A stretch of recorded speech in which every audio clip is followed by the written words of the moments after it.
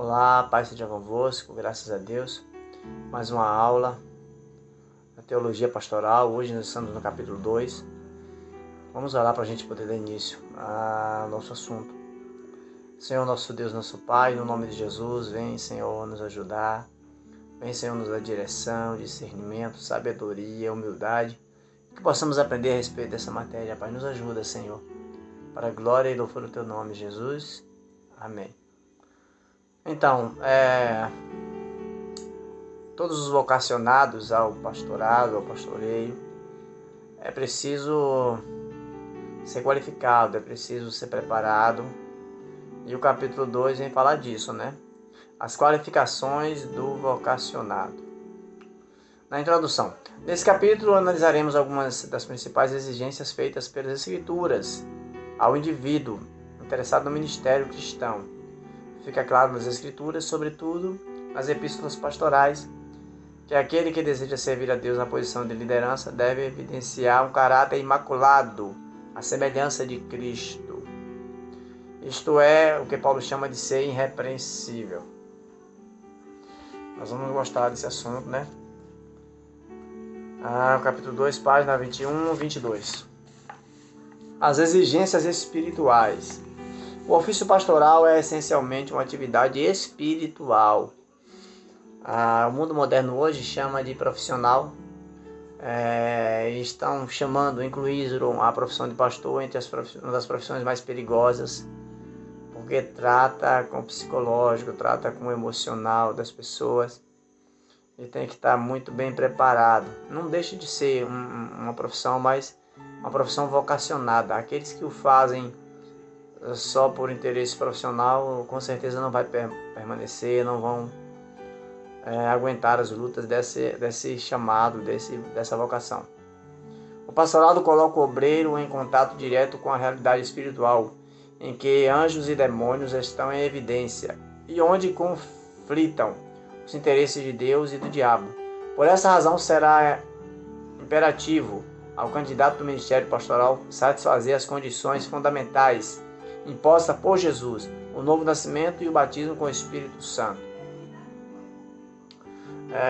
Número 1, novo nascimento. Impõe-se ao postulante, ao pastorado, seja alguém regenerado ou nascido de novo. É um dos primeiros itens, né? Que seja nascido de novo, que seja batizado. Nenhum obreiro será bem-sucedido se não passar pela experiência do novo nascimento. É por esse processo que nos tornamos filhos de Deus. Este é um dos grandes mistérios do Novo Testamento. É o novo nascimento que otorga ao crente a participação na natureza divina. Paulo afirma, que eis que os que estão em Cristo Jesus, nova criatura é, as coisas velhas se passaram e tudo se faz novo, andar em novidade de vida, ser uma nova criatura, nascer de novo. O livro de João, capítulo 3, fala sobre o novo nascimento. Esta condição nos foi dada por Deus através de Jesus Cristo, referindo-se aos que recebem a Cristo.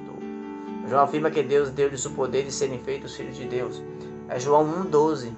11:12 que fala: ele veio para os seus, mas os seus não o receberam. Mas todos quantos o receberam, deles o poder, o direito de ser chamado filho de Deus.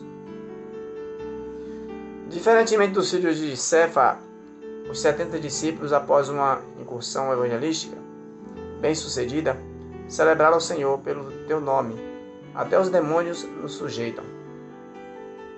Os filhos de Cefas foram aqueles que viram o apóstolo Paulo expulsando demônio e foram também fazer isso, E quiseram expulsar demônio em nome de Paulo, em nome de Jesus, mas não estavam preparados. Tomaram surra, apanharam dos demônios, diferente dos discípulos, Que estavam fazendo a obra de Deus com amor, com alegria, debaixo da bênção, no novo nascimento, batizados com o Espírito Santo, cumprindo assim os itens necessários para ser um obreiro aprovado, de valor, e fazer o pastorado. A união com Cristo produzida pelo novo nascimento faz com que os discípulos sejam transformados segundo a sua imagem. Isso significa fazer parte da sua natureza. É por isso que somos chamados de cristãos. Número 2, página 1.2, página 23. O batismo com o Espírito Santo. Isso é estatutário, está no Estatuto da Igreja do Evangelho Quadrangular, que todo candidato a ser levado ao obreiro, a ser apresentado ao obreiro na convenção, ele tem que ser batizado com o Espírito Santo. Inclusive, algumas convenções, eles até antigamente oravam, né, para que houvesse batismo, pois alguns chegavam lá sem essa condição ainda e às vezes eram batizados também lá na convenção. Hoje já não faz mais essa oração lá, mas em público pelo menos não faz. Mas porque muitos obreiros se preparavam, mas às vezes não era batizado. E no momento, às vezes, da convenção, eu já testemunhei orarem antes de ser apresentados e receberem o batismo, graças a Deus. Porque é estatutário, né? Para ser obreiro, para ser pastor, tem que ser, na nossa igreja, tem que ser batizado com o Espírito Santo. É o batismo com o Espírito Santo que ele proporciona ao discípulo as condições para ministrar, de maneira que o espiritual se sobrepõe ao material. É o batismo com o Espírito Santo que concede ao discípulo capacidades sobrenaturais, como os dons. Por exemplo, em 1 Coríntios 12, 1 ao 11, fala dos dons. Estes dons incrementam as principais operações do trabalho evangelístico. A verbal, seja na pregação, na oração ou numa aula, seja pregando a palavra no sermão, seja sendo professor de escola bíblica, seja discipulando, através dos dons de locução, palavra de sabedoria, profecia e variedade de línguas. Muitos são usados na sabedoria, tem o dom da sabedoria, da palavra da sabedoria, do dom do ensino mesmo. Outros profecias profetizam e variedade de línguas. Um outro é a investigação, nos enfrentamentos em território desconhecido, através dos dons de revelação. Outra é a palavra da ciência. Tem gente que tem, né? A palavra da ciência é um dom maravilhoso. Interpretação de línguas e discernimento de espíritos. Os dons de atuação nos trabalhos de libertação ou socorro, por exemplo, através dos dons operacionais, a fé, a cura e a operação de maravilhas. Então, o batismo com o Espírito Santo, ele vem e é acompanhado, recheado com isso aí. O apóstolo Paulo manda buscar os melhores dons, né? Ser cheio do Espírito Santo também adiciona ao caráter do discípulo o fruto do Espírito, que é amor, paz, longanimidade, benignidade, bondade, fé, mansidão, temperança, virtudes indispensáveis à piedade. Infelizmente, a gente vê muito pessoas se dizerem cristãos, batizados com o Espírito Santo, 10, 15, 20 anos de igreja, e a gente não vê essas evidências. Não vemos os frutos do Espírito, não vemos os dons do Espírito Santo em ação na vida dessas pessoas. Eu fico com meus botões, né? Será que é o Espírito Santo mesmo que está na vida dessa pessoa? Infelizmente, alguns dão mau testemunho mesmo. Chegam a deformar, chegam a escandalizar o Evangelho e se diz ser cheio do Espírito Santo. Acredito eu, e as Escrituras provam que o Espírito Santo não faz isso, né? Pessoas que têm o Espírito Santo, que são batizados com o Espírito Santo, que vivem uma vida nascida de novo, um novo nascimento, vai dar frutos convenientes, provenientes disso aí, né? Mas vamos lá. Tópico 2, as exigências emocionais, página 24. É preciso que a pessoa esteja bem, né? É preciso que esteja bem emocionalmente, para que seja um obreiro equilibrado, um pastor equilibrado. O vocacionado para o pastorado deverá apresentar um perfil psicológico equilibrado. Não pode ser um indivíduo com problemas emocionais por resolver. Tem que ser pessoas resolvidas na vida, né? Um obreiro cheio de remorsos, por exemplo, não conseguirá falar com segurança acerca de graça perdoadora de Deus. A insegurança fez Pedro negar a Cristo e depois, movido pelo remorso, chorou amargamente. Pedro, glória a Deus, deu tempo, né, de reparar. Mas o caso de Judas Iscariotes, com remorso, mas não deu tempo de reparar o erro, não se arrependeu e fez a bobagem, né? Então, a ansiedade é outro desequilíbrio emocional que deverá ser tratado antes que alguém deseje o pastorado. Tiago afirma que o lavrador espera o precioso fruto da terra, aguardando com paciência até que receba a chuva temporânea seródia. Tiago 5,7. Um obreiro ansioso não conseguirá esperar a realização das obras importantes e que geralmente não se fazem de um dia para o outro. Evangelizar, aconselhar, ajudar o rebanho de Deus a crescer são tarefas de demorado resultado. É a longo prazo, né? Alguns que já estão no ministério, na primeira obra que eu assumi mesmo, eu fiquei assim, um pouco ansioso, eu evangelizava muito, trabalhava muito, tentando fazer a coisa crescer, mas parei um pouco, pensei e vi que não era da forma que eu estava. Foi que eu dei um tempo, respirei, continuei fazendo, mas com mais calma, com mais paciência. E a obra levou aí uns 4 anos para se estabelecer. Depois de 5 anos, 6 anos estabeleceu. E depois de 8 anos e meio estava a igreja formada, em fase já de construção, com a membresia, tudo funcionando. Então não é fácil, né? Começaram a obra do zero, principalmente. É um teste assim de resistência.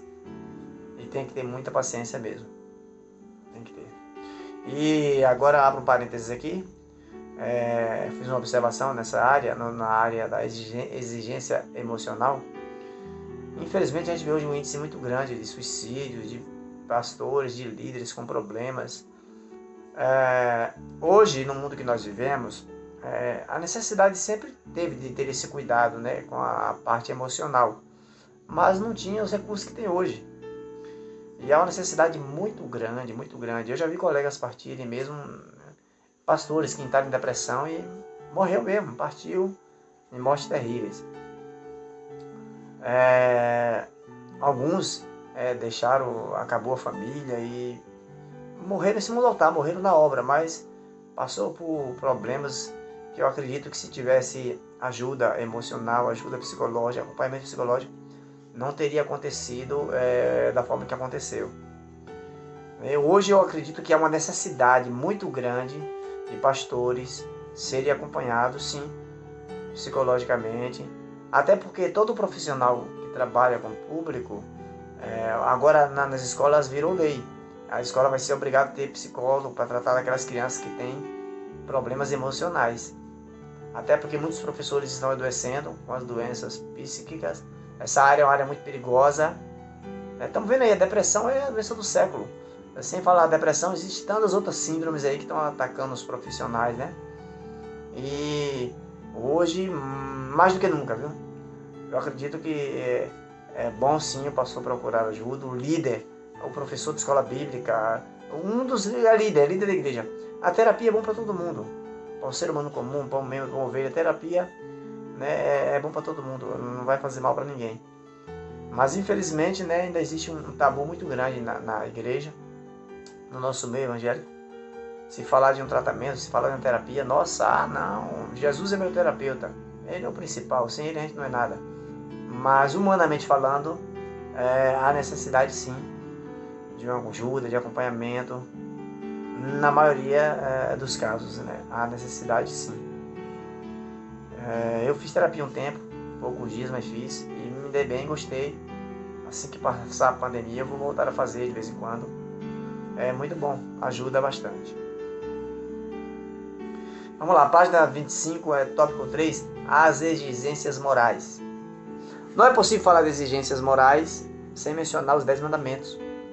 A observação dos mandamentos de Deus em termos gerais, realiza a excelência moral requerida ao indivíduo, que tem o Senhor como único Deus. Com efeito, honrará o teu pai e tua mãe, não matará, não adulterará, não mentirá, não cobiçará os bens do seu próximo. A constatação de falha em qualquer desses mandamentos desqualificará o vocacionado ao exercício da liderança de uma comunidade sobre a qual impõe as mesmas exigências. Isso é uma verdade, né? Se ele não obedece, como ele vai pregar isso?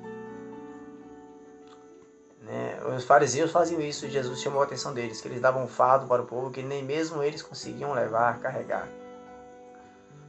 Então, nós temos que ser exemplo, como diz Paulo, ser exemplo dos fiéis, seguir o exemplo dos fiéis. 3.2. Nas epístolas pastorais. Em instrução dada a Timóteo quanto às qualificações do postulante ao ministério, Paulo afirmou que o bispo deveria ser irrepreensível. Eu fiquei encucado um monte de tempo com essa frase. O que se segue nos versículos seguintes é uma decomposição dessa irrepreensibilidade, composta de valores morais, sociais, intelectuais e empíricos. O apóstolo Paulo, na verdade, essa palavra quer dizer santos.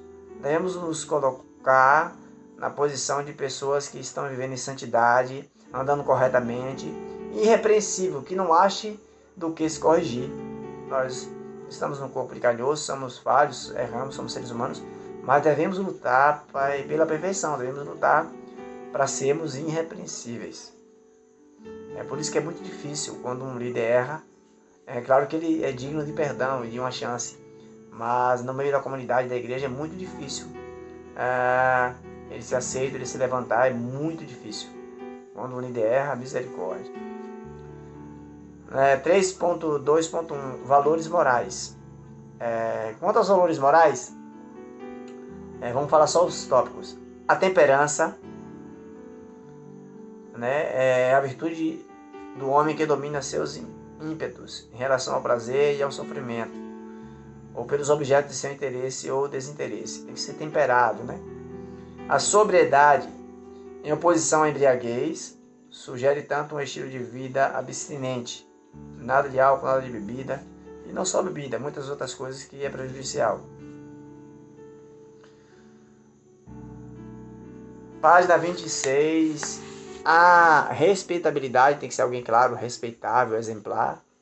A generosidade, tem que ser generoso. Quem não é generoso é porque não ama, é porque não tem a Cristo, não tem o amor no coração. É preciso sim ser generoso. Tópico número 4, página 27. As exigências sociais. Essa aí a gente, nós tratamos na disciplina de cidadania, as exigências sociais e inclui algumas coisas morais. Trata-se dos princípios que norteiam a participação do indivíduo na esfera social. Ao discípulo de Jesus Cristo é requerido que apresente um padrão social superior ao estabelecido pela sociedade secular. Não devemos ser igual ao mundo, jamais. E Paulo diz algumas diretrizes. Seja marido de uma só mulher, lógico. Governe bem sua própria casa. Não seja dado ao vinho. Não seja violento. Seja hospitaleiro. O que mais? Tem que ter zelo quanto à condição civil. Infelizmente, muita gente não quer correção,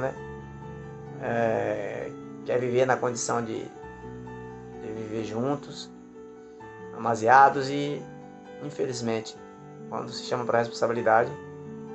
A Igreja do Evangelho Quadrangular, de acordo com as palavras do apóstolo Paulo, que nos ordena a leal obediência às leis do país e às autoridades legitimamente constituídas, reconhece o matrimônio civil como suficiente para satisfazer a instituição divina do matrimônio. Isso também é estatutário e está lá no livro de cerimônias, um dos itens do livro de cerimônias.